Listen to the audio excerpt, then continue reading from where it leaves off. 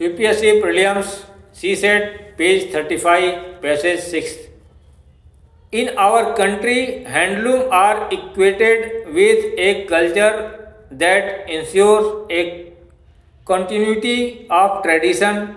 This idea has become part of the public policy framing, and provides a legitimate basis for the state to support the sector. But the nation of tradition as a single linear entity is being strongly contested today. The narratives dominant is in defining culture, public tradition in a particular way are seen to have emerged as the identities and histories of large section. The discounted and at times forcibly stifled identities are fighting for their rightful place in history. Against this backdrop, when we promote handloom as a traditional industry, it is not surprising that large section of our population choose to ignore it. Question 23rd.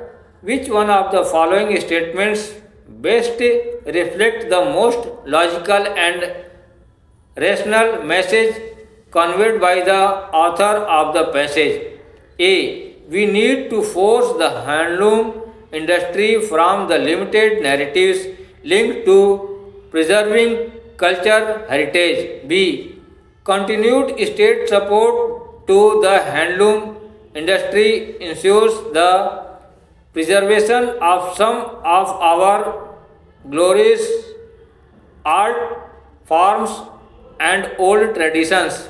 C. Household units of the handloom sector should be modernized and made an economically viable organized industry. D. Handloom products need to be converted to machine made designer product so as to make them more popular. Answer A. Question 24. With reference to the above passage, the following assumptions have been made. First, there is no need for the state to be involved in any manner in the handloom sector. Second, handloom products are no longer appealing and attractive in the rapidly changing modern world. Which of the above assumption is valid? A. First only. B. Second only. C. Both first and second. D. Neither first nor second.